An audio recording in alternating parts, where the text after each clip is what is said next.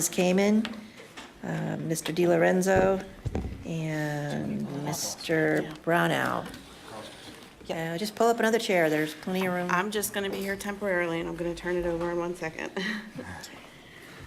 Good evening, everyone. As I pull up this PowerPoint presentation tonight, this is actually part 2 of the Adequate Public Facilities introduction. Part 1 was on May 18th. We did an introduction as to APFO, what is APFO, and what has led up to this moment tonight.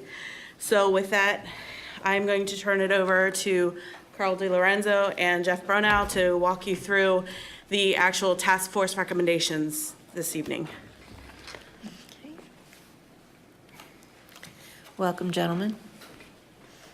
Good evening. Thank you. Good evening, members of the school board, superintendent. My name is Carl DiLorenzo, policy director for County Executive Alan Kittleman.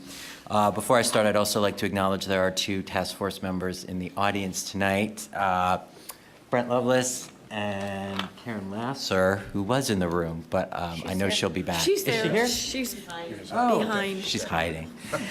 So I'd just like to thank them again for their service on the task force. A few weeks ago, when Mr. Brownell presented to you, he presented the contents of the APFO. Law. And tonight, what I'll be presenting to you is the process that the county pursued to review the contents of that law and make recommended changes to it. I will start by saying that the last time the Adequate Public Facilities Ordinance had been reviewed formally and comprehensively was in the year 2000. Historically in Howard County, since the APFO became law, it's been the tradition to review that ordinance through a committee or a task force process, which is why that process was replicated in 2015 and 2016. The first Adequate Public Facilities Ordinance Committee was the originating committee in 1990 that wrote the APFO law. That law contained all the principal components that Mr. Brownell presented to you a few weeks ago. The second committee was formed in the year 2000, which made modifications to the original 1990 law, specifically adding the middle schools test and lowering program capacity from 120% to 115%. I'd also like to note that there was another revision to APFO around the time that the Downtown Columbia Plan was passed that established provisions exclusive to Downtown Columbia. I will then turn to what really prompted a review this time. So as I had mentioned, there had previously been a decade or so in between each review period. The 2014 transition team report of the county executive regarding Department of Planning and Zoning recommended that it be time for another review of the APFO law. There are also a few important metrics or indicators that triggered a review of our growth management policy, particularly Howard County has seen a 38% growth in the number of households in the past 2 decades, an increase of 44% in the student population in Howard County over the past 2 decades. Over the past decade, we've seen changing traffic patterns in the county. The number of secondary roadways have increased, and also a growing demand for alternative means of transportation, that being transit, bus, pedestrian, bicycle modes of transportation. It's also important to note that over the past 20 years, in these growth numbers, the county has built 10 new elementary schools, 6 middle schools, and 4 high schools.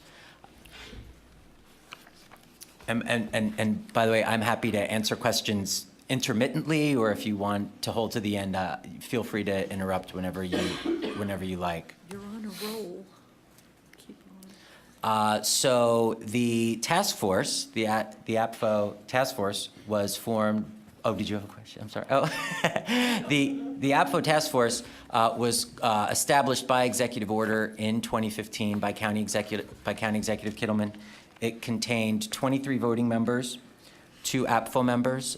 Those members were all community members, meaning none of the 23 voting members were county employees, which is unique. The first 2 APFO task forces were comprised primarily of government officials. The task force established a voting procedure to approve all motions made by 2/3 majority vote of all voting members, which is also unique to this task force. The prior APFO task forces required unanimous support of the committee in order to move a recommendation forward. I will now move to the logistics of the task force. The task force met 22 times over a 10-month period. June of 2015 was its first meeting.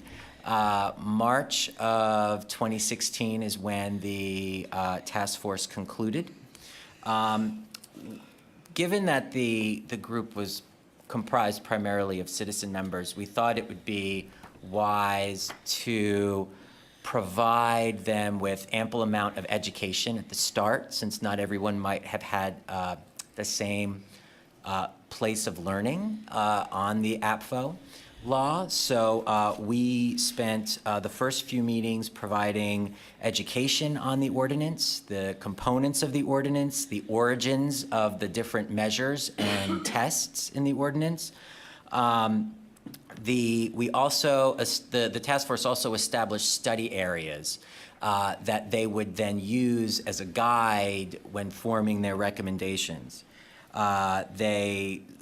Subsequent to establishing study areas, they then spent a few months making motions and voting on recommendations. And ultimately, when they concluded meeting in March, I, as the staff person for the committee, wrote a staff report, submitted it to the task force for approval, and then submitted it to the county executive. I'm going to elaborate on each of these points in the coming slides, but this is a general overview of the agenda of the 10 months. So as it relates to the education and research that was provided to the task force, we arranged for presentations from the Department of Planning and Zoning and the Howard County Public School System, specifically around the allocations test, the schools test, how the open-close chart is created, how allocation levels are allotted and estimated, its relationship to the county's general plan, and its relationship to the school system's annual feasibility study. We also provided the task force members with a number of policy documents, primarily from the Department of Planning and Zoning and the Department of Public Works, around design guidance and waivers, plan review processes. As I had indicated, we provided the task force members with feasibility studies and enrollment projections historically. The state of Maryland, the Department of Legislative Services, which is an arm of the Maryland General Assembly, has put out a number of useful reports over the past few years around the use of impact fees and excise taxes to help counties, to enable local jurisdictions to generate revenue to account for growth and infrastructure. We also examined APFO-related laws in other jurisdictions. Essentially, what do other jurisdictions test? What do other jurisdictions don't test? How does Howard County compare to the policies of other jurisdictions? And we also established a citizen email account, which was promoted and advertised on the APFO website, created on the county's website, to receive constituent questions that would then be brought to the task force and open for them to discuss. As I indicated earlier, the task force, upon receiving education, then kind of broke down their study areas, broke down their thinking into 8 study areas or content areas. What's presented before you are those 8 content areas: administrative, fiscal, the allocations test, the schools test, the roads test, new metrics, downtown Columbia specific, and non-APFO related items. In other words, other components of county law that impact growth management that are not specifically in APFO. I will provide you with a summary of the recommendations at the conclusion of my presentation, but I wanted to highlight, I'm going to skip ahead to when the task force completed its work. As I had indicated, I wrote the staff report for the task force, presented it to the task force for approval, then submitted it to the county executive for review. That occurred in the fall of 2016.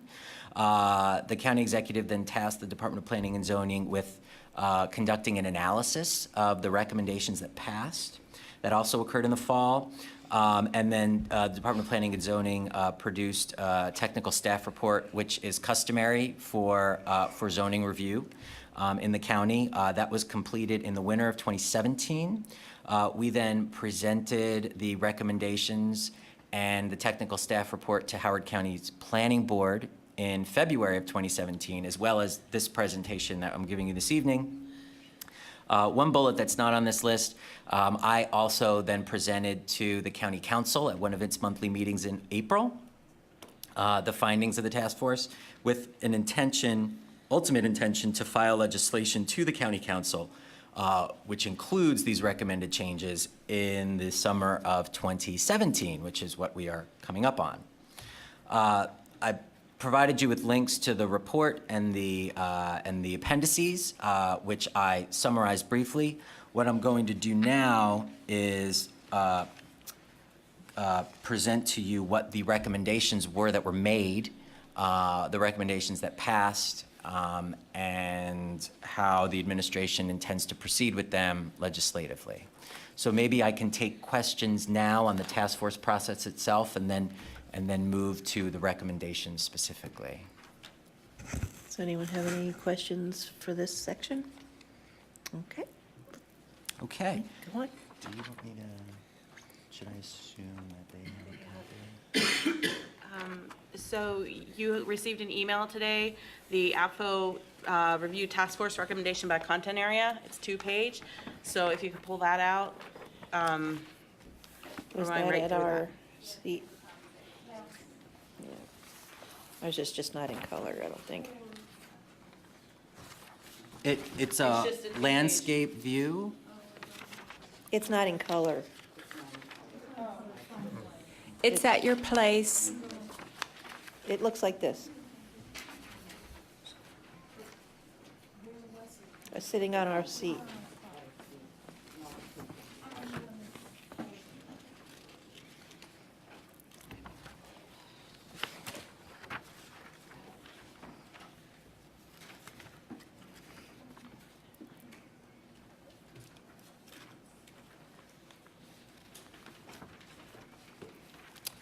All right. So I will start with the first content area, administrative. The task force recommended that a formal APFO committee be convened at the minimum at the conclusion of every general plan cycle. Currently in the APFO code, there's no requirement for a review process. This would impose a review requirement in statute. That motion passed unanimously by the task force. Unanimously by those members present that evening, I should clarify. The second category of recommendations involve the allocations test.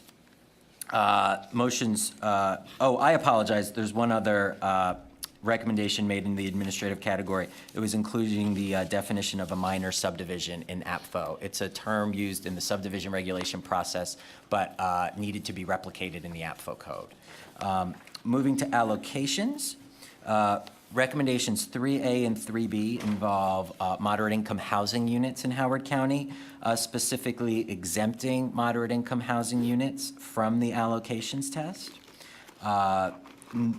Noting that the schools and roads test still applies for those units, and exemptions do not apply, this exemption would not apply in downtown Columbia.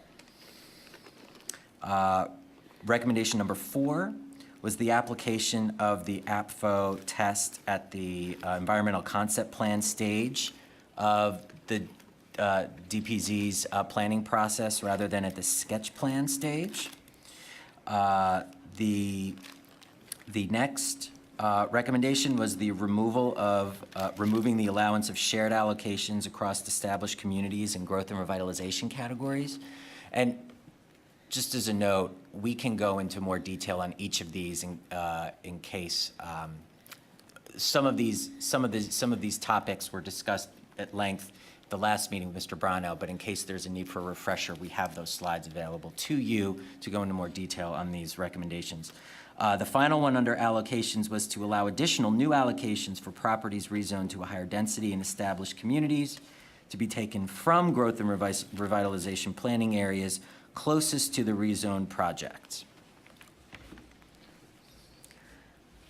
The next category of recommendations fell under schools. I will say that this lengthy motion here is what has, it's kind of taken on the term of the grand bargain by the task force. It took the longest to create and form. It's a 5-part recommendation. The first part of the recommendation was to lower program capacity from 115% to 110%. Part 2 of this recommendation allows for a developer to proceed with their development by paying double the school facility surcharge if the school capacity is within 110 and 115%, and then pay triple the school facility surcharge if the capacity is between 115 and 120%. Mr. DiLorenzo, I'd just like to clarify that only refers to elementary and middle, correct? That is correct. This is only for the elementary middle schools test. This is not for the regions test. And what's And the it's not surcharge? expanded to high schools. Right, there is no high schools test in Apfo. And what's the surcharge? The school facility surcharge is a tax that the county has the ability, the authorization from the state to charge a developer when they apply for building permits. I mean, I know what the Oh, definition I'm of- sorry. Oh, the actual rate itself? It's $1. This year's $1.26. It started at $1, and then I think back Per in 2000. square foot of development? Per square foot of development, back in 2002, and it was indexed to inflation, so $1.26. So it's probably about $3,000, $4,000, $5,000 per home, depending on the size of the home. How does that compare to the? I had my I'm light sorry. on. Oh, I'm so sorry. Actually, hers is on first. Yeah, I have a few. First of all, how does that, I know you're shocked, how does that compare to Montgomery County and to Prince George's County? So I do know Montgomery County, because we talked to them recently. Montgomery County has what's called impact taxes. So they calculate it a little different. Rather than a per square foot charge, they collect it based on, they basically figure the number of students, typical yield coming from the house, and then the typical cost per student in terms of capital cost. And I think per house, it's around the mid-20,000s, like $25,000 or $28,000 per home, depending on the home type. I think that's for a single-family detached home. That's their impact tax, they call it. But it's similar to an impact fee. So it's, Do we have a calculation on what a per student capital cost in Howard County is? that's a good question. 14? So, you. But I'm not sure that you're saying capital. That's what he just said, capital. Do you mean capital? Bruce. Well, Yes, the impact fees is based on capital. Oh, is that, 14,000, maybe that's operating, I don't know. That's operating. Oh, that's everything, okay. Yeah, that's per pupil. That's per pupil Yeah. expenditure. It's not capital. You know, they're talking about how, in Montgomery County, it's a per student capital cost. Correct. So have we calculated a per student capital cost here in Howard County? And I'm thinking the answer's no. that'd be an Okay. interesting. So, no, which I think would be an interesting exercise. I think just in general, it'd be good for us to know that. However, back to we'll use Sorry. Montgomery County since that's when tomato, tomato, they call it an impact tax, we call it, whatever it is, it's money. So Montgomery County is, I'm going out on a limb here, considerably more money than what we charge. That's correct. Okay. That being said, so the thing that kind of confuses me is that I like that it's at 110%. I'd prefer 100 because when the glass is full, the glass is full. You can't magically put more water in the glass. And the enrollment, so it's interesting. So my concern is that, because this is like you said, I think you called it the great compromise, is that we were at 115, we brought it to 110. So previously, was there any ability for developers to provide additional amounts like this mechanism here, or is this new? So This this is is new. brand spanking new. Yes, it is. Okay, so here's my concern, is that even though we're down at a 110, which is a good thing, we still should be at 100, but we're providing developers to do their mental math to figure out whether or not it's worth it to them to pay a fee, or whatever you want to call it, tax fee, whatever. And they're going to be able to build where we have schools at 120% capacity, where we have basically children sitting on each other's laps.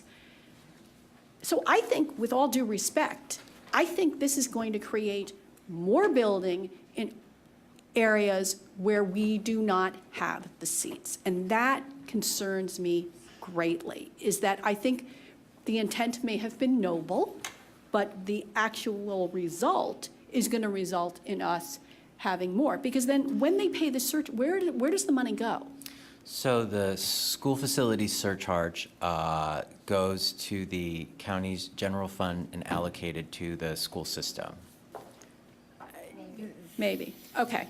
So, No, and that's. it that- definitely goes, the school surcharge goes to pay for capital cost of new public schools. So it's earmarked for Is it capital? dollar for dollar? Dollar for dollar. Dollar for dollar Dollar suits. for dollar. There's a road Okay. excise tax goes dollar for roads, and the school surcharge goes directly to school capital costs. But they can always It has to reduce be- what they were going to spend on. And it Right. goes to the expansion. But you see, the specifically. challenge is that as the school system, we try to figure out long range where we need to put our schools and how we have to do that. But if they're giving money and they're building in areas where there's already ridiculous amounts of students, it's not like they can give us the money and in 2 months a school can just pop up somewhere where we need it. I mean, this is the challenge, and I know you realize this, that from when we need the school to when we actually can have the children going in is years.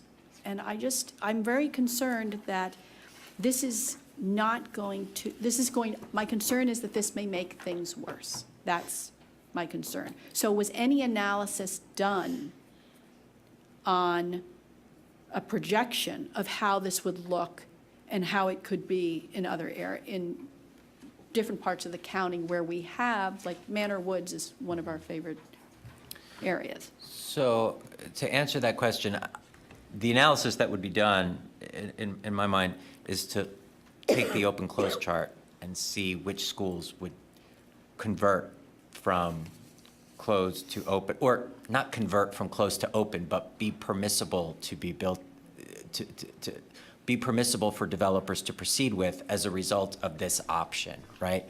And I have not looked at the new open schools closed chart yet in the context of your question to see how many schools for this year it would influence. Well, it could have the ability to impact, I would say, a majority of schools. So it would impact Who- schools between 115 and No, 120%. it would be between 110 and 120. 110, 120% capacity, yes. All of those schools that fall into that category. And then the other impact of this, this is the grand bargain or the compromise, is that it is a reduction from 115 to 110. And so more schools will be closed under this provision. Of course, then they have. Right, but we're the giving they have the we're closing opportunity the to. front door, but we're opening up the window and the back door. Right, and the No, concept. we're opening the back door. Yeah, and the just concept window. is, and that's why this is a compromise, and there was lots of, I don't remember how many days, that there was discussion Two amongst the. evenings. 2 evenings amongst the 22 members of the task force, or the, how many members? 23. 23. 22 meetings, effectively 23 meetings. About all those issues that you mentioned, so there's a lot of kind of the concept was, well, okay, we'll allow you to move forward, but more money will be coming into the county in order to apply that to new additions or new schools. That was the concept behind trying to generate more money in order to provide for more capital facilities. But even, I will quickly with this, but if, looking at the math, comparing to Montgomery County, even if they triple it, it's still going to be nowhere near what Montgomery County is getting, Right, correct? triple, it's half. Right, that's what I'm saying. Thank you. I did that math 3 times. Mrs. French. I didn't write the numbers down, but the first thing I was thinking when I read this was, where is it that mandates that those surcharges must go directly to the school system? And you're saying it's dollar for dollar, but there's also a phrase, and it's often used in Annapolis, about supplement or supplant. And to me, this surcharge should supplement, not supplant, which it is being, that, I think that's the fact, the reality of what it would be. And we're already so far behind in the capital facilities, and now we've been requested to keep our capital budget below a certain, so we've already been capped. And then they'll give us the they will supplant in addition to capping us. So we're going to be further behind. I don't see how the surcharge is going to be of any benefit to bringing capital facilities online in a timely manner. And Doregan Manor, for example. Doregan Manor was approved several years ago. And now Manor Woods is bursting at the seams, 5 portables, but they just cut down the trees and started moving the field dirt for site on Doregan Manor. And so we won't have any facility to take that overage if we got the money in approval now for 3 years.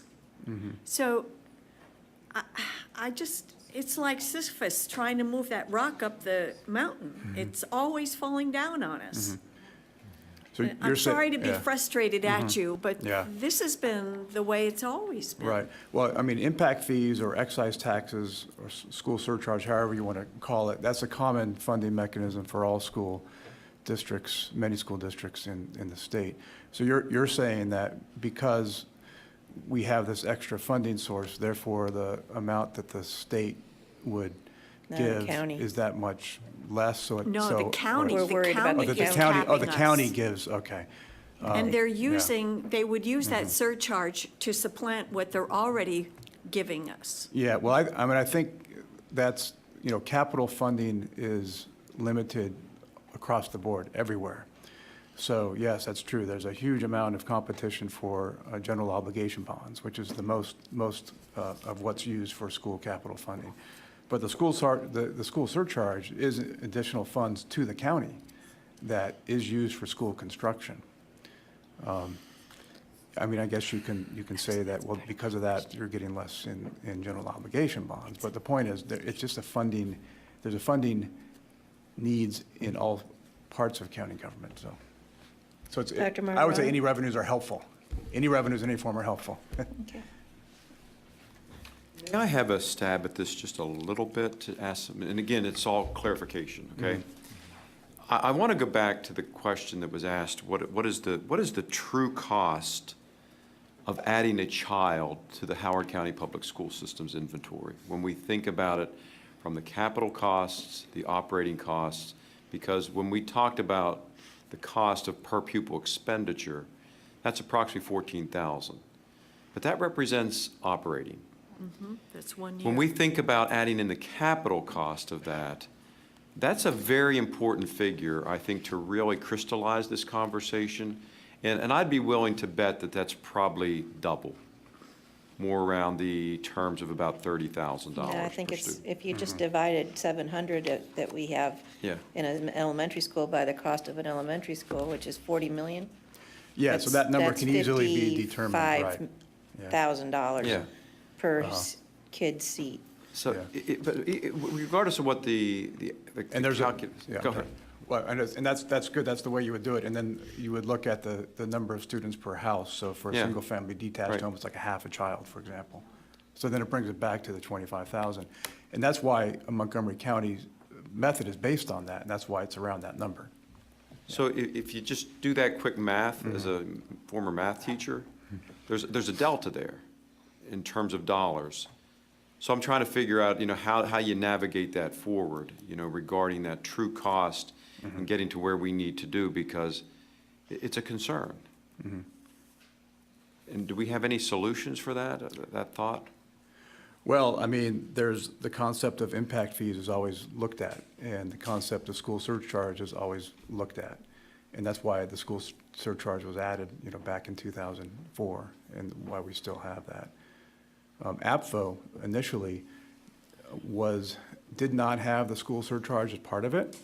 So the point of APFO initially was really a growth management process, where the county had, back in 1992, the agreement was the county would fund schools, and, but there would be a growth management mechanism put in place, which is APFO, in terms of allocations, which I explained the previous meeting, and the schools being open or closed. And if schools were closed or over capacity, then the project would be on hold for up to 4 years.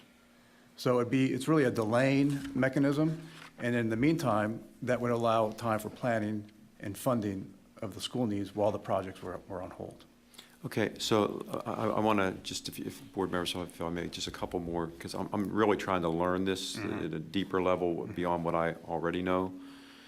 How do relocatables play into this They're not process as supposed to. well in any way? Yeah, they don't. So They don't? When we count our program capacity, which is in our policy 6010, we don't count relocatables as a permanent measure. It's temporary, so therefore it's out. So whenever you see those numbers in our APFO chart, if a school like Manor Woods, for example, they already have one portable, that portable is not counted as capacity. Well, what if we decided as a school system to decommission all of the relocatables? I mean, just for this, I'm just saying, because we talk We would have to about, find a brick and mortar solution to put all those Right. children inside a building. The other option to us, obviously, is redistricting. Yeah. And, but just because we redistrict won't stop the growth of children, so we'd still be at the same place of trying to find the brick and mortar solution to putting the children into the building. Or closing all of the schools to development until we build some. Or, yeah. So I'm just throwing Yeah, these things no, out because they're important topics. Because we're now adding, the whole aspect of relocatables for the growth and the redistricting, all these solutions. well, so I started actually doing some research about all of what's going on in the state. And some municipalities actually do count relocatables as part of the program capacity. Most do not. So it's varied out there. Some use their local program capacities, some do not and rely on the state. So there's lots of different variables that we could, even as a board, consider putting forward over to the county executive when the time comes, whenever the legislation. So there's many different ways that you can actually deal with it, but most of them don't, going back to the program capacity, most do not calculate the portables in it. And some municipalities go further when they have mitigation plans, they call them mitigation plans. So me, Right. as a developer, would go in and say, Some municipalities have it so that if there's an adjacent attendance area that has 20% of whatever capacity, however they calculate their program capacity, me as the applicant can go and ask for a redistricting, and then the board would have to respond in a certain period of time and say, is that actually viable? So there are multiple different ways to mitigate. One way they expressly state not to mitigate is the use of portables or relocatables, and that would be an outright nope for the mitigation plan for a developer to get their development to go forward. Mrs. Kamen, to clarify something that you just said, on the other districts that you've seen that have done that kind of mitigation type of thing, what has been the size of that kind of system? I mean, to trigger a redistricting is a big deal. Right. And the larger you get, the more complex it is, so. Some of those municipalities have 100% of the state-rated capacity, which is a different calculation than we use.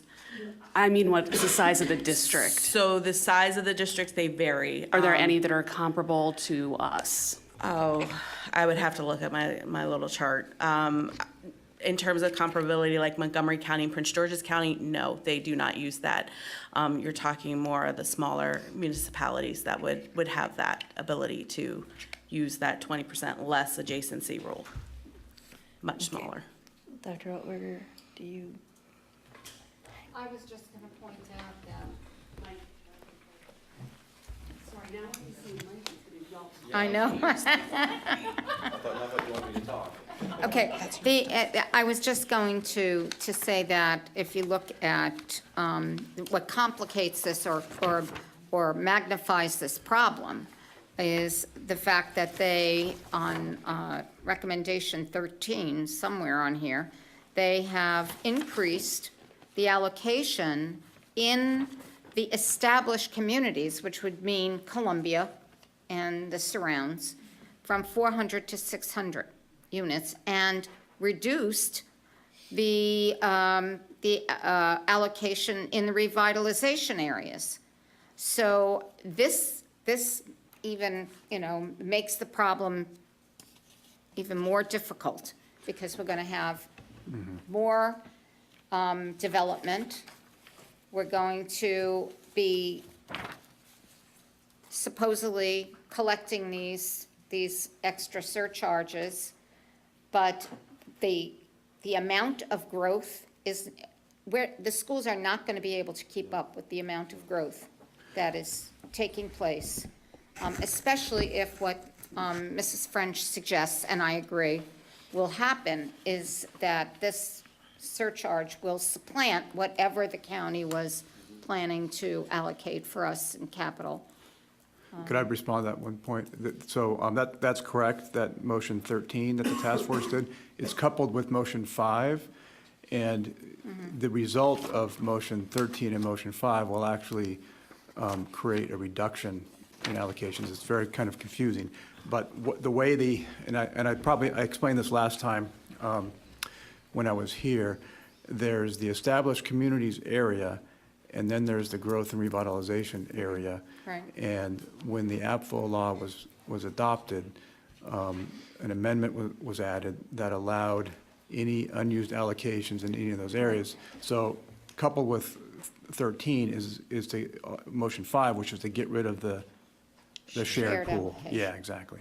So it would actually, what's happening now is the number of allocations available in the established community areas is getting higher because the shared pool is getting higher. When we get rid of that, then the number's going to go way down. So I just wanted to clarify that, that's all. So before we get too much further down this particular rabbit hole, can I just clarify that these are the proposals these are the task force recommendations for the potential legislation that will be coming. So if we have identified things that give us concern, it would behoove us to make recommendations to change to have considered to be included in the upcoming legislation that may or may not be going forward, or is going forward, but it hasn't been fully developed yet. Certainly. So the legislation has not been introduced to the county council yet. When it does, it will go through its standard public process, at which point there will be time for public testimony, written testimony from individuals, stakeholders, other organizations. So that opportunity will be available to you should you choose to. But these recommendations are being included in the process that is, where the legislation is currently being written. Correct. It's not written yet. Correct. So it would behoove us to get our input in before it's written, because as we all know from our own processes, once it's written, then people become invested in it, and they don't, then changing it is a little more difficult. So let me get, with that as the sort of premise, let me ask a question.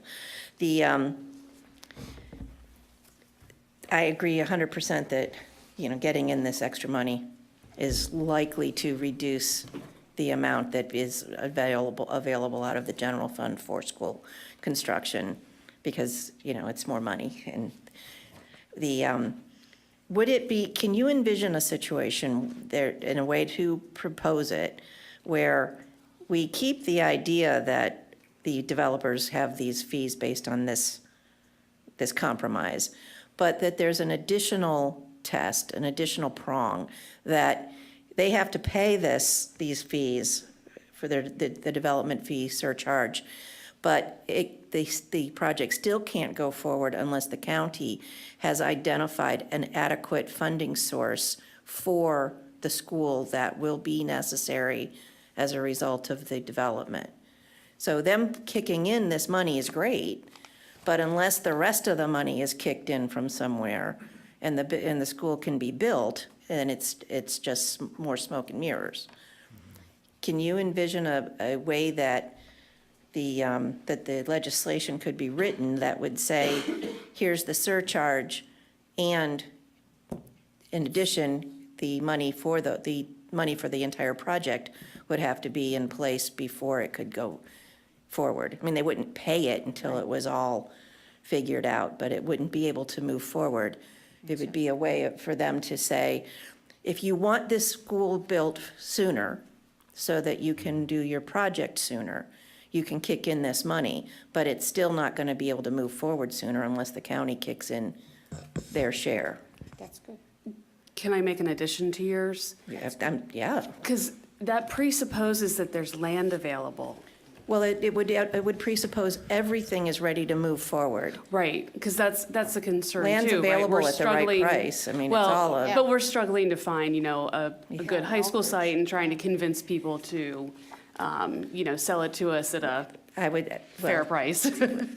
And keep in mind. It only takes yeah. money. Keep in mind that the project still won't be able to move forward if these percentages are such that they are, 115%, 120%. Well, isn't that the point of the surcharge, is to basically waive the percentage? For the increment between 10 and 15 and 15 and 20. Right. Yeah, right. But the surcharge doesn't do us any good unless the rest of the money Right. is established. And that would include whatever funding is required for a site. Yeah. And so can you, this is what I guess since we will be in possession of, or we will have in-house general counsel soon, that I would be asking our council, or whatever council needs to be brought in for land use, to say, can you help us draft a proposed amendment to this legislation that Right. says, by all means, do the surcharge, but it still can't go forward unless the money for the school's there. And just FYI, this is what's going to be coming at you. Sure, so I'll take that concept back and discuss it with our budget office and our Office of Law to see how, APFO is the growth management law, and so it doesn't, that's why we had the non-APFO category, because a lot of the ideas, like you just proposed, came up, and so even though they're valid, they're valuable ideas, they don't fit in APFO, they fit somewhere else, right? And so, Well, they can be done. I'm not sure I buy that. Perhaps done Yeah, in okay. conjunction. And maybe perhaps done in conjunction with APFO. In conjunction with Yeah. APFO might be a better way to Yeah. phrase it, Right. through the budgetary Yeah. process. Well, if this great compromise falls under APFO, Yeah. then I think the rest of it does, because I think everybody honed in on the same problem was, well, great, more money for the county. Well, I'm a taxpayer, more money for the county is less money, Yeah. but it's not more money for the school system. So that's, Yeah, the intent was to try to find a way to generate more revenues. One point of clarification, so, Carl mentioned that these are the task force recommendations. There's another step that was taken, and that's the DPZ technical staff report. And if you read through this, the DPZ technical staff report actually has a different opinion than the task force.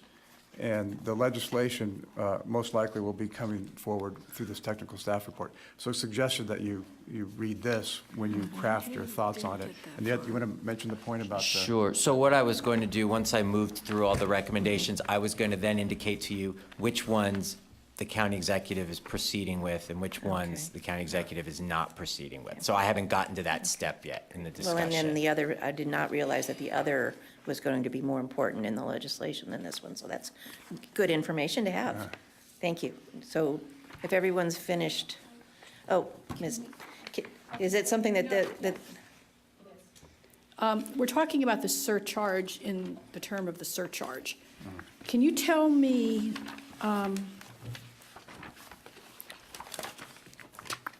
how much does the surcharge generate per year? Like, last year, how much did we get from the surcharge? we don't have the surcharge yet?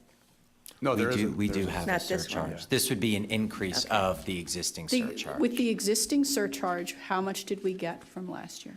I think I have that. I'll try to find it. I think I have it in my notes. Because I'm wondering how, it'd be interesting to see how much it really is. Because I know that there are other jurisdictions where, we're talking about, we're going to have, I understand the whole infill and the whole, sale of existing homes, but the Duregan Manor and Turf Valley and these huge, and I mean it affectionately, developments. It's amazing. They come in and they build all the residential units, and then it's like, well, we all know we need a school. So why can't we sort of change it and say on the front end, before you're going to build this massive development, we're going to need a school. You've got some amazing property. Let's put it there. You start building the school before you build the residential. And then your timeline is a little bit closer. Yeah, some counties do that, particularly in Virginia. They call them proffers. Right. That will be very challenging at this current time in Howard County because of the lack of land for school sites. That's the other challenge. Well, this gets you the school site land, because you Right. get the land from From the the development developer. in the development. Right. And there's not many large developments left in Howard County, but I think that solution is a very valid one. I'm just saying there would be a challenge perhaps in Howard County. Or maybe part of particularly it, they have to. in eastern Howard County, but given Well, that's where we the keep putting the kid, I mean, that, Right, it's that's where the growth is. Yeah. So when you guys are moving forward to finish your presentation, before we go into any more questions, you'll focus on the school aspect of the, Yeah, we don't need Yes, every yes, other right. Thanks. detail. Yes. So do you have the numbers? Mr. I do, so Councilwoman. I have a note that it's, the school facilities surcharge came in at $2 million, I think, for 1 year. and that's at the old rate. That's at the Current current rate, rate, yeah. correct. The current rate. 126 per square foot. Yeah, yeah. It came to, did you say 2 2 million? 2 million, just you know, 2 but million. I'm going to check that, because 2 billion. I'm going to check that, and we'll get back to you. I just want to verify that that's a correct number. If you could actually give us the last, how long have we been doing that? How long has that surcharge been in existence? Since about 2004, I think. Could you get us the data from 2004 forward, please? Certainly, yeah. Thank I you. do, actually, I have that from the finance department, I think. Great, thank you. Okay, we're going to let you go ahead with your presentation now, sorry. Sure. To continue with the grand bargain, Part 3 was establishing a cumulative wait time for development. I know that this was discussed at the last time we were present. Currently, there are separate wait times. This would create a cumulative wait time for both the receipt of allocations and the number of times a developer can take the schools test. That cumulative wait time would be set at 5 years. Part 4 of this recommendation included a per household fee or tax. The amount based on the type of dwelling unit, which would be applied to every household in Howard County on an annual basis, which would also support school construction. And part 5 of that recommendation was an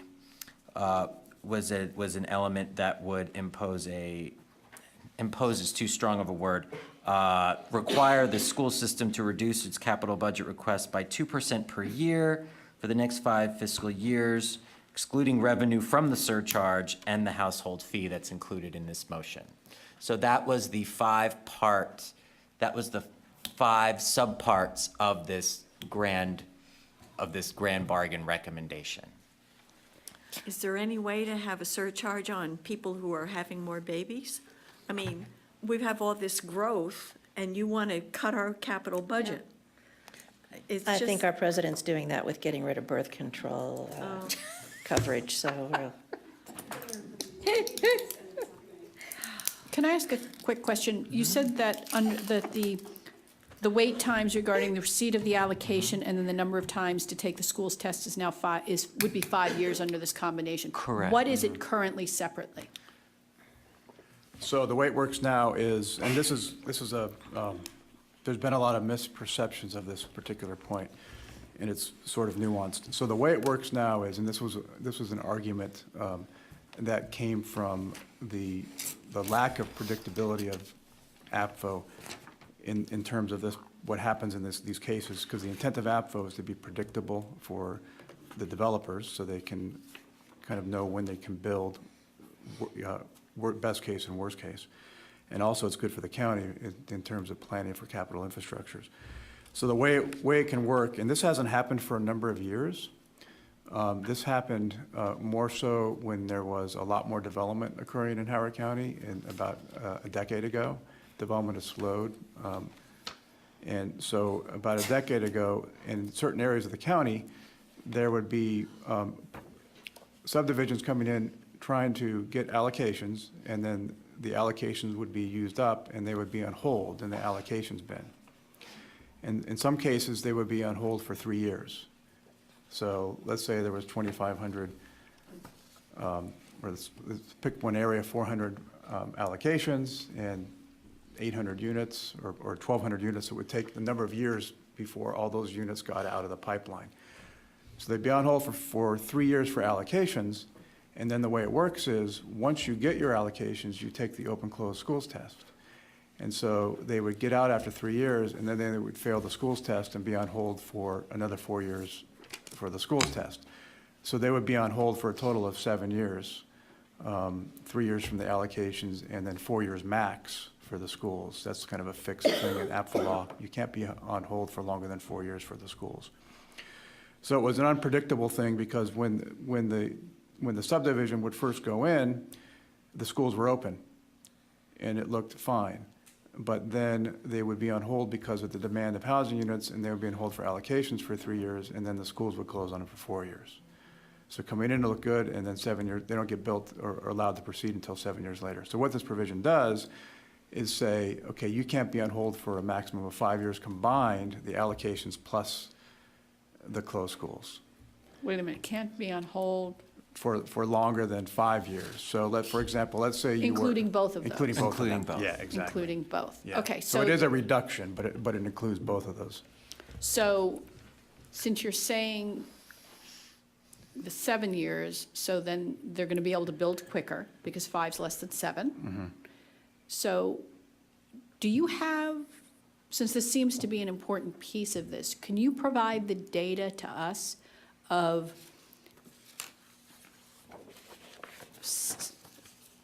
from APFO, for a list of how long developments were on hold and break it down so that it was based on the allocation versus it was based on the open and closed school test? Because I would like Yeah, to know. okay, right. You know, is maybe 7 years is a best case, a worst case scenario, and where it fits between all of that. That Yeah. would be helpful as well. Okay.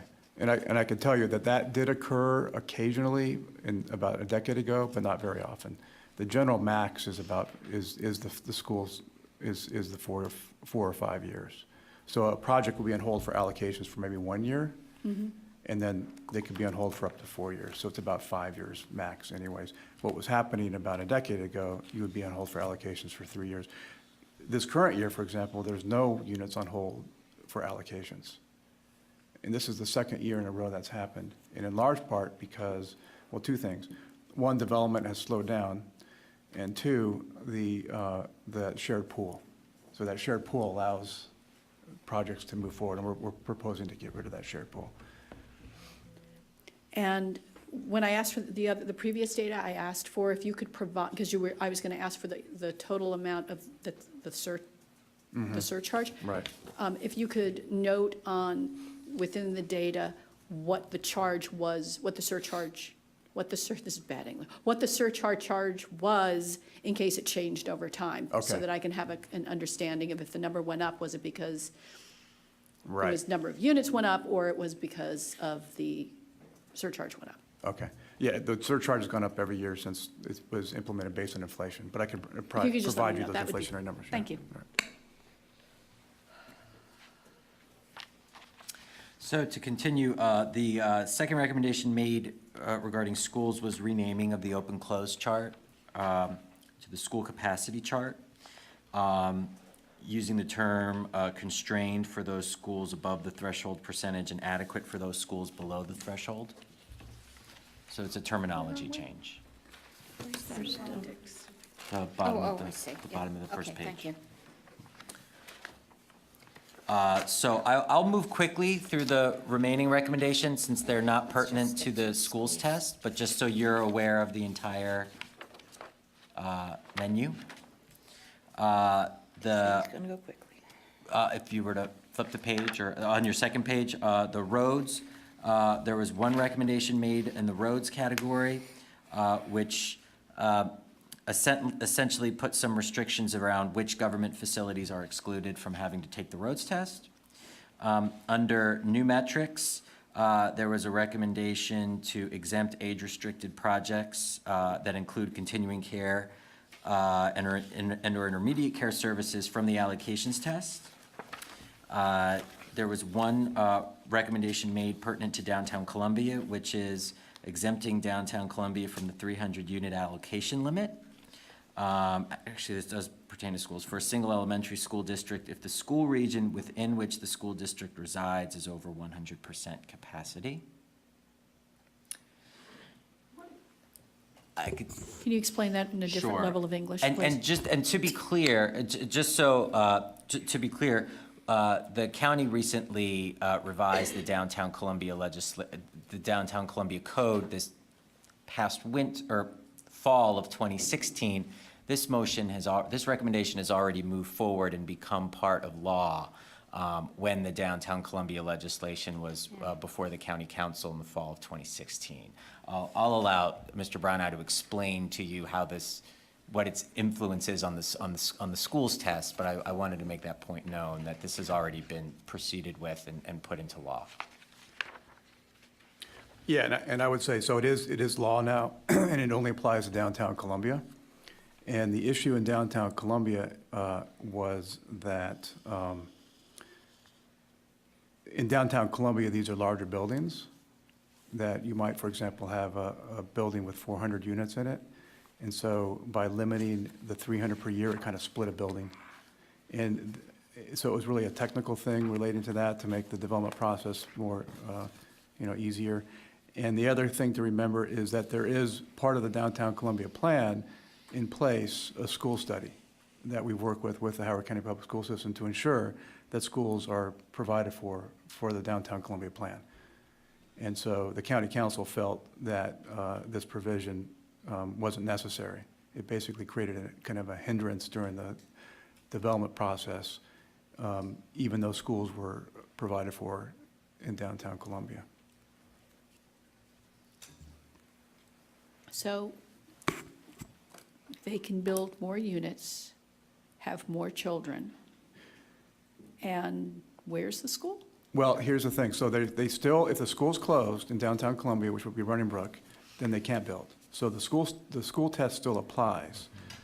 The one provision that was taken out is this 300-unit allocation limit for a single elementary school district if the school region within which the school district resides is over 100% capacity. So if the school, this is the part that I needed, where I got a little confused. If the school region is over, So Say it to me if again, the please. school region is over 100%, then, no single school district within that region can have more than 300 units per year allocated. And the reason that's in APFO is because basically that if the school region's at 100% capacity, then even if you were to kind of redistrict, you're still going to have school crowding. So that's why they put this 300-unit limit per school district. maybe it's late, but I don't understand how this is helping us in, I mean, no offense. I don't understand how this is helping us find somewhere to put these little people. Well, again, this still applies countywide. The only, I'm talking, I want to talk just Okay. about the Columbia, because Okay, this right. was specific to the downtown Columbia. yeah. Because we had a rule, but now we changed it. So how did we change the rule and how is it going to impact us? So I would say it's not going to impact Columbia, because in Columbia, there's part of the plan is, we have a report that we worked on with the school system to ensure that the schools will be adequate as the development moves forward. How are we going to do, I mean, So the report that Mr. Rano is referring to, it was an appendix to the feasibility study in 2014, which produced a number of recommendations, which was exclusively on downtown Columbia and the anticipated pupil generation that would result from the amount of development that was permitted under the Downtown Columbia Plan in downtown Columbia. And it included a number of recommendations pertinent to school capacity, one of which is a site that the master developer has to give or convey to the county and to the school system for the development of a new elementary school to serve downtown Columbia. So that's the largest recommendation that came from that feasibility study. There were a few others that the school system made, and so the master developer has to abide by those recommendations made by the Howard County Public School System. There's also in the Downtown Columbia Plan what's referred to as a series of Hcpss, which are community enhancements that are the responsibility of the developer.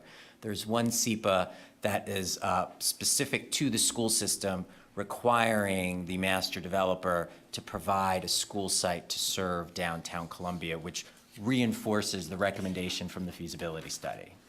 okay, two quick questions based on that. So if this was done in 2014, was this done prior to the change in the 300-unit allocation? Those So it doesn't ta- recommendations So, correct? made Yes or by no? the school system were done before this was made, correct? So this recommendation that we're basing all of this on was made without knowing the increased capacity in Columbia? No, we knew the increased capacity. The feasibility study in 2014 estimated the increased capacity. So so somewhere in that feasibility study, it's going to say, we have taken in consideration the fact that in downtown Columbia, we have waived the 300 unit, and it can be more than 300 units. No, the 2014 feasibility study estimated what the increase in the number of students would be in downtown Right, which didn't Columbia. include the change from the 300 to the 400, correct or not correct? Correct. So therefore, we have now, as lovely as that data is from the feasibility study, it didn't include this possibly over 100% increase in units, which exponentially produces us, we have no idea how many more children. and we don't, so the plan to tell us that we're going to be able to have somewhere to put these children was based on data that is now incorrect. Well, the data for the feasibility study, it was based on a 30-year, Columbia is a 30-year plan, so there was in no year more than 300 units built per year. We can go back and look at that. I think it's so that didn't occur. I mean, maybe Yeah. it's too late, but to Yeah. me, it sounded like it did occur because. Well, no, I'm saying the numbers in the feasibility study.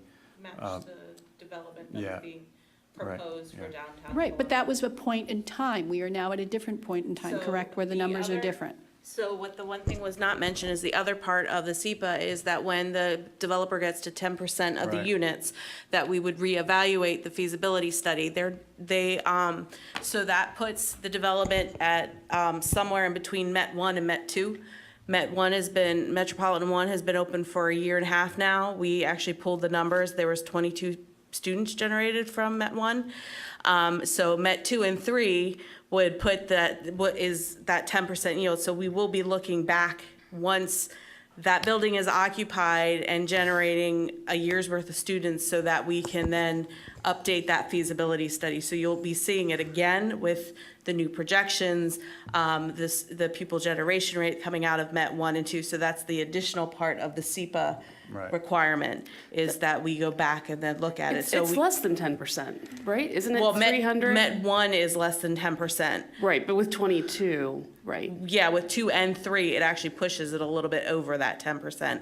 So it was, Okay, I thought you were saying the yield was 10% for Met 1, and it's not. The unit allocation, so Yeah. the actual units. So we're kind of stuck in the middle in terms of when the buildings are coming online. And now that, I think they're being occupied now, last time I checked, it was supposed to be 2017. So What, we're thinking Met 2 is going to come online 2017 soon. summer. This fall. Yeah, something like that. I keep driving by there.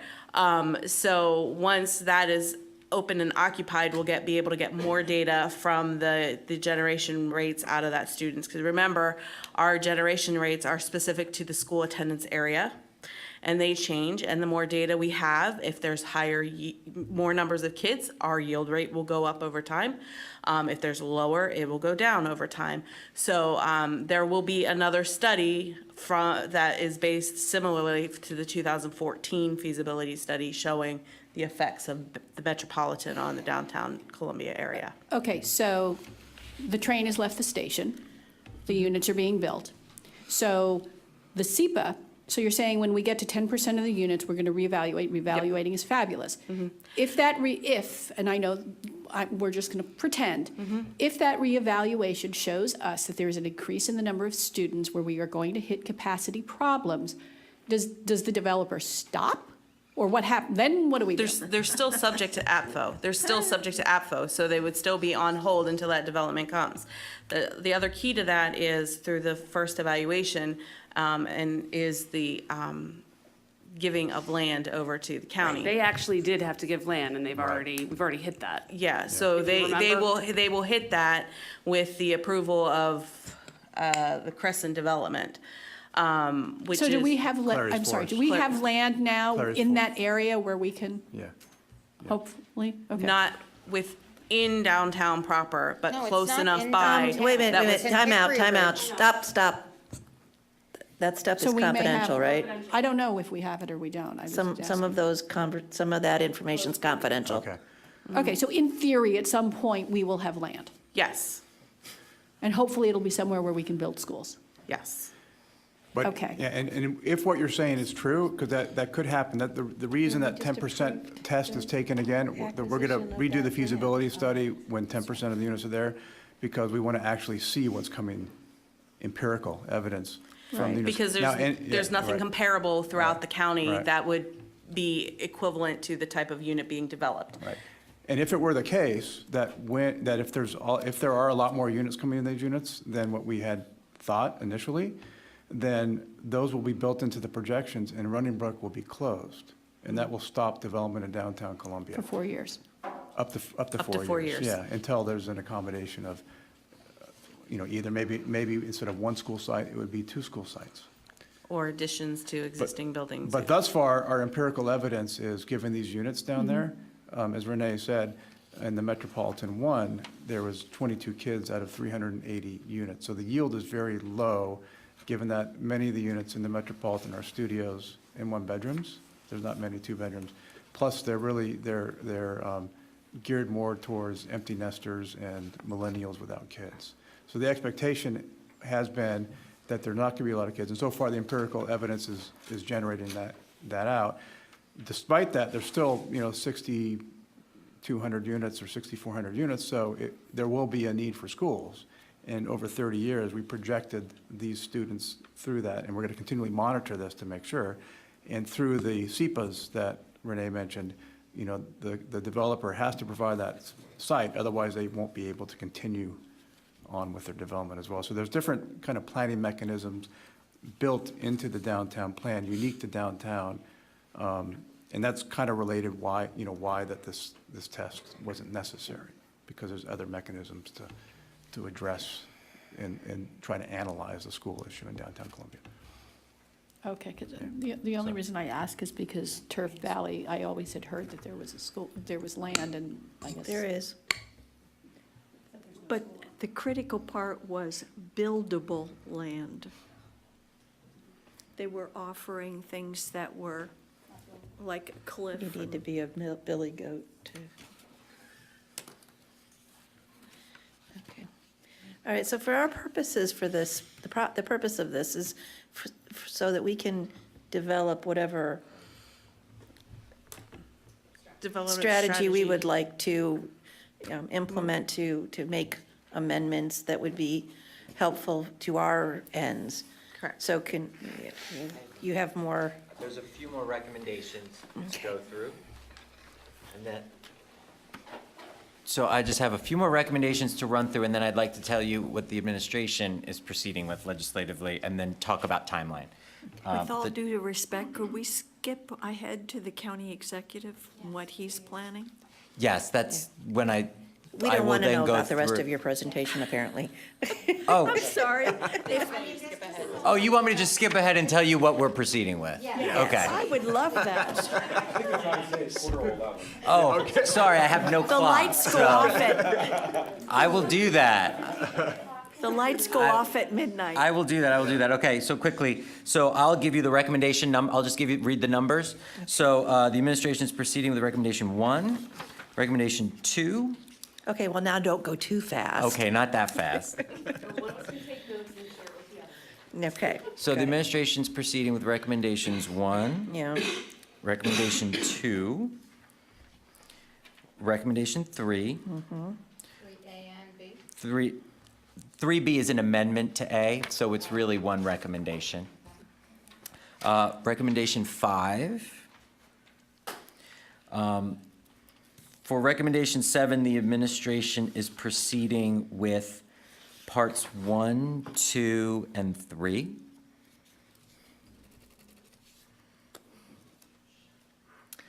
The administration is proceeding with recommendation 8. Recommendation 9. Recommendation 11, I've already indicated, has already become law. The administration is proceeding with recommendation 13 and with recommendation 18. Do you want to clarify that this is delayed? And I will then, So can I just quickly, so we are, Yes. so they are not doing 4, 6, 7, 7 4 and slash 5. number 4 and 5 from 7. correct, They are not doing 10, not doing 12, 14, 15, 16, or 7. correct. Okay, And thank there's you. a variety of reasons why each of those are not being done. Some are not legislative, some are administrative, some are duplicative. So I can go into why we're not proceeding with the ones we're not proceeding with if you like. I'll leave, well, the numbers. Focus on 7, Mm-hmm. why we're not proceeding with 4 and 5, that's all I want to know. Well, 5 is offensive, so that's good. I'll do that at the end. I'll do that at the end. So. Offensive. Oh, I know, but I'm glad that he's not, okay, but. But 4, I Just assume explain that's, 4 that's to not, us. that's a tax increase. 4 of 7. Well, that Correct. wouldn't help So us it's a tax anyway. increase, So yeah. 4, the county actually doesn't have the authority to do it, to impose this type of tax on households. It would require state authority to do so, and it being viewed as a tax increase, the administration declined to proceed with it.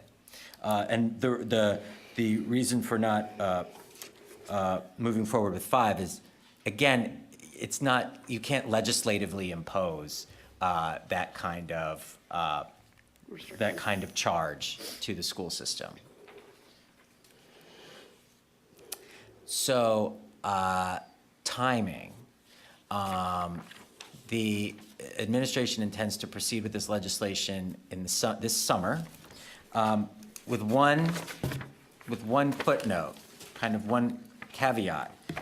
Recommendation 7, to increase the school facility surcharge, requires state enabling legislation, authority from the state to do so. We do not have, Howard County does not have local authority to set that rate.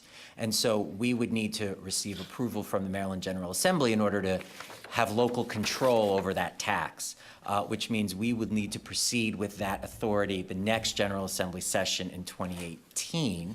So the administration is holding on filing all elements 1 and 2 of recommendation 7 until the state enabling legislation is pursued and hopefully received in order to modify the surcharge. So that particular recommendation you will not see move forward until next year. So really, APFO is going to be done in 2 parts by the administration. So a lot of this would be contingent upon getting. Correct. Yeah, Getting the wouldn't- General Assembly to give the local So- jurisdiction the So authority we to would, do so. I personally, I wouldn't want to throw my support behind any part of this unless we had 2 dealt with. Is it, this will be, I guess, a question for council, when we're giving our opinion, is there some reason that it can't move forward with that language in the legislation that would just be, stayed pending approval by of the enabling legislation? We inquired, it would have no effect. There would be no legal effect to that language. So, meaning we can't write into the legislation pending, I'm paraphrasing here, pending state authority to increase the surcharge. We can't preset it. You can't put in conditional- We can't predate Or putting the state conditional authority. language. Yes, we can't, good way to put it, thank you. We can't put conditional language in county legislation based on what we assume the state or hope the state will give us in the Well, but the future. idea would be that if it doesn't come through, then the whole, all of the legislation would then be void, which would be, Well, so we still want to proceed with everything else that we can locally, and put this one on hold until state authorization is granted. so what happens if after all of these other things get approved and put into the legislation, then the developers persuade the, whatever group is in power at that time that, that business about the surcharge, never mind. Then the school capacity limit wouldn't change. This is all being done as a package, so the How is county's it being not. done as a package if this big part of it won't Number be- 7 is, when I say a package, I mean number 7 is 7 being is- done. The components of number 7 are being done as a package. So, So meaning none of that will the be county in. is not proceeding with the reduction in reduction in capacity until the authority to increase the surcharge is also given. Right, but I think what we're alluding to is that these changes can go forward without number 7 ever seeing the light of day. Potentially. Thank you. If I could just ask, You mentioned that he would be holding the filing of 1 and 2 until the state enabling legislation passed to do number 4 and 5. What happens with No, number? to do 1 and 2. Oh, It's all in number 7, Yeah. numbers 1 and 2 4 and and 5 are not 3 being of explored 7. at all, and 1 and 2 are still contingent on state legislation. So 7 is just, Only 2 is contingent on state legislation, but we're going to Right. hold on 1. right, And it's important to note that that of the parts of 1 and 2 that require state enabling legislation is just the surcharge. It's not the reduction in the school capacity.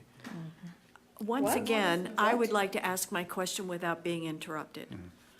Whatever I said, I understand that 1 and 2 is being held for enabling legislation. What about number 3? Number No one has 3, mentioned number 3. number 3, the administration is proceeding with. So that would proceed independent of any of the other items. Correct. And that could pass before the General Assembly even meets in January. Correct. Thank you. You mean number 3 of section 7? Of number 7, yes. 7.3. The wait time shall not exceed 5 years contingent on receipt of allocations. B, final plan can proceed at developer's risk. So we're, just to make sure that, so number 2 needs the enabling legislation. Correct. However, you're not going to move number 1 unless we get number 2. Correct.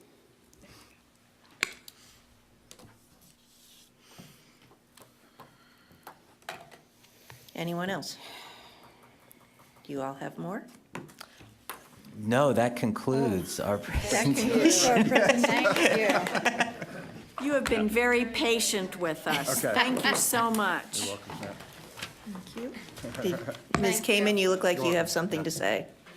I have nothing to say, but if you want further action from us, I mean, we have collection data that we need to collect to give to you so that you can formulate the opinion to move forward.